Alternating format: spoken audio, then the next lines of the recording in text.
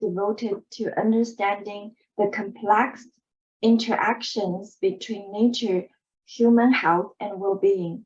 Today, I'm thrilled to present my latest work, which focuses on a comparative study of two distinct yet intertwined methods of engaging with nature of therapeutic purposes.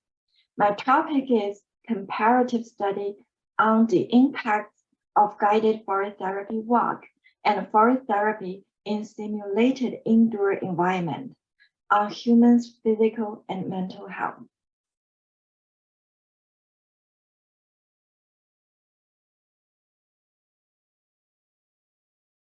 Firstly, I would like to introduce myself. I have a Bachelor of Science degree in Plant Science, a Master of Science degree in Sustainable Environmental Management, and I am currently pursuing my second master's degree in Forestry.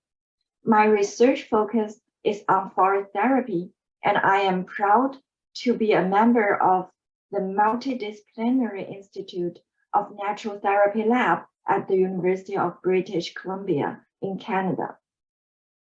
Additionally, I am also a forest therapy hub certificated forest bathing guide.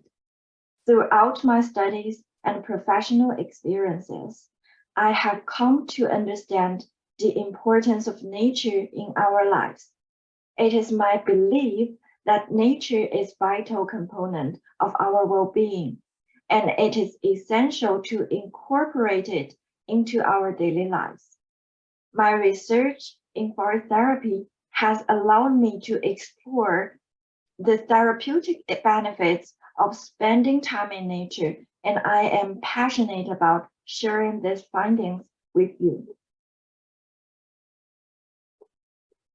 Here is the table of contents of my today's presentation.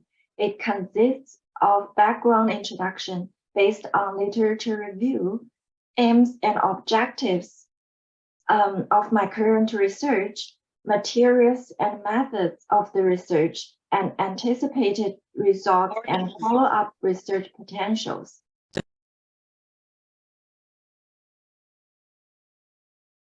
I would like to start with the question, have you ever stopped to think about how your connection to nature affects your physical and mental health? As you can see on the slide, the examples such as the Amazon spheres, Sky Garden, and Microsoft Treehouse are all designed to provide people with opportunities to connect with nature.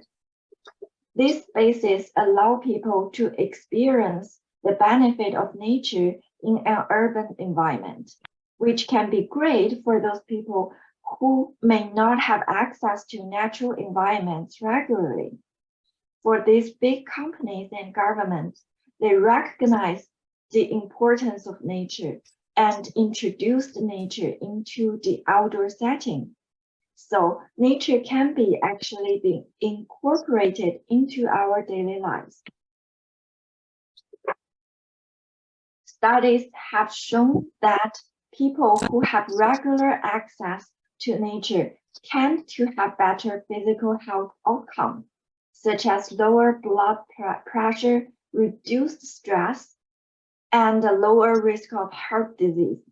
They also tend to have better mental health outcomes, such as reduced symptoms of anxiety and depression.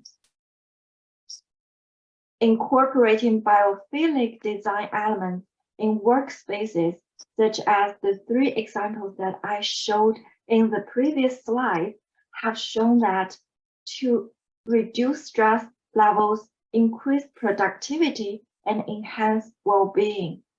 Biophilic design involves incorporating natural elements such as plants, natural light, and water features into the built environment.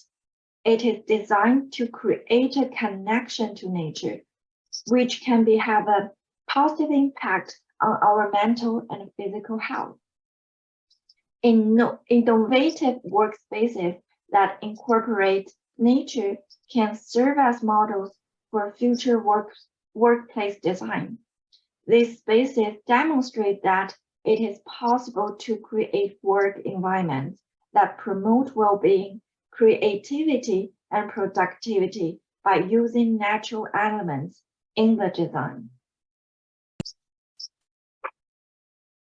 As our research includes the simulated indoor forest environment, we conducted a thorough literature review, including the positive effects of aromatherapy, indoor forest bathing, brightness level on stress recovery, virtual reality forest, different outdoor forest therapy or forest bathing approaches, and nature connection activities. This literature review aims to review all sorts of approaches to introduce and simulate forest elements into an indoor setting.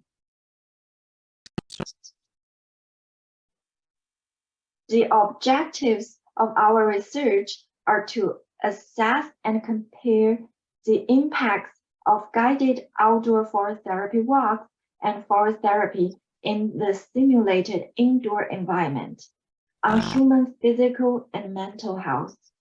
My research aims to contribute to the growing body of literature on the benefits of nature for our well-being.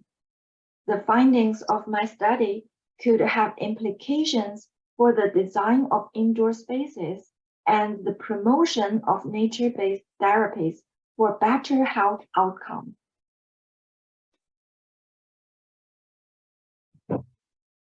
As our lab is located at the University of British Columbia in Canada, there is a close regional forest called Pacific Sphere Park, so our outdoor guided forest therapy walk will take place there. All the participants will be given guided forest therapy walk as a group.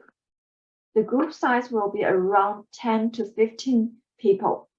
And during the walk, they will have forest meditation with instructions from me.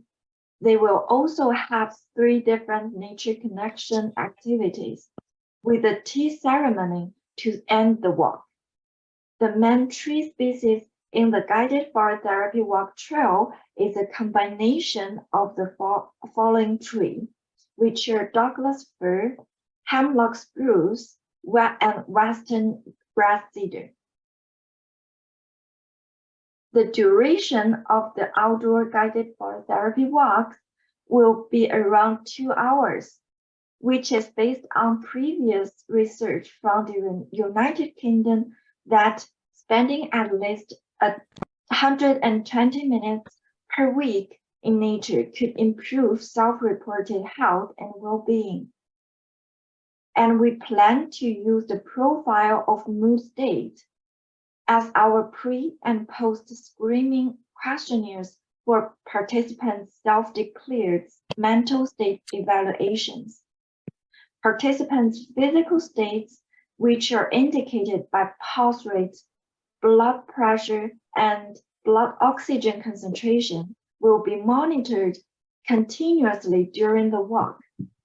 We will also collect the environmental data, including temperature, humidity, and air ion density at the same time.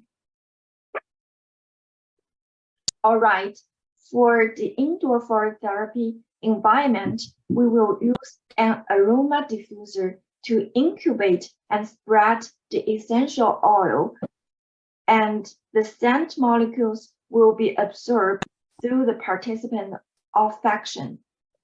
The essential oil will be a combination of 3 tree species, including Douglas fir, hemlock spruce, and western red cedar. As you might notice, we used the same tree species, which are dominant in our outdoor forest therapy trail. As the nature connection activities involve participants' sense of sight, taste, and touch, we introduce these 3 tree species into our indoor environment as potted plants around the participants. We will ensure these plants occupy half of the room space. In order to simulate the forest environment, we will record the forest sounds as well when we are doing our outdoor forest therapy session. And we will then play the recorded forest therapy sound throughout our indoor forest therapy. As the feeling of cold will interfere with our results, this experiment is planned to start in May this year. And the anticipated results for this research are as follows. Both indoor forest therapy sessions and outdoor forest nature exposure through our guided forest therapy walk have positive impacts on humans' physical and mental health. The distinctions between these two comparative experiments are not substantial during the 120 minutes experimental time frame, with the effects of the outdoor session yielding marginally more noticeable outcomes. As this research involves many interactions from different disciplines, there are many potentials for our follow-up research, such as including the measurement of phytoncides, using essential oils from a mixture of more plant species, and conducting more comparisons on different tree, shrub, and grass species, as in different geographical regions, even in different forests in the same region, they have different dominant plants. So we are also very interested in the therapeutic effect of different plant species to see if any specific species are more effective for healing people. As I presented earlier, my research suggested that both indoor forest therapy sessions and outdoor guided forest therapy walks can have positive impacts on humans' physical and mental health. However, it's important to note that there are several limitations and uncertainties associated with creating an indoor forest therapy environment that accurately replicates the outdoor forest environment. One limitation is that the indoor forest therapy environment cannot fully resemble the outdoor forest environment. While efforts can be made to create a simulation of outdoor, there will inevitably be differences that cannot be replicated. For example, the air quality, natural lighting, and soundscape in an indoor environment will be different from that of an outdoor environment. In addition, the density of essential oils used in indoor forest therapy sessions is uncertain, and there is no specific dose recommended. There is no research that has compared the density of indoor aroma with the outdoor nature aroma density. Furthermore, the time between an outdoor guided forest therapy walk and an indoor forest therapy session is also uncertain. A shorter gap time between the two therapies might influence the effects of the indoor session, as we will do it after the outdoor session.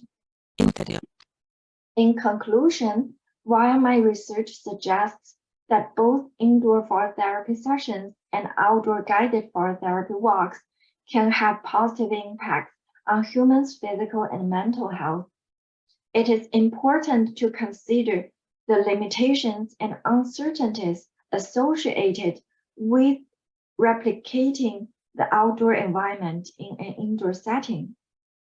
If the actual environment results meet our anticipated result, it could provide more evidence to help design and decorate indoor nature spaces for the purpose of promoting people's overall well-being based on our current setting. And this is the end of my presentation. Thank you all for your attention. And here's my contact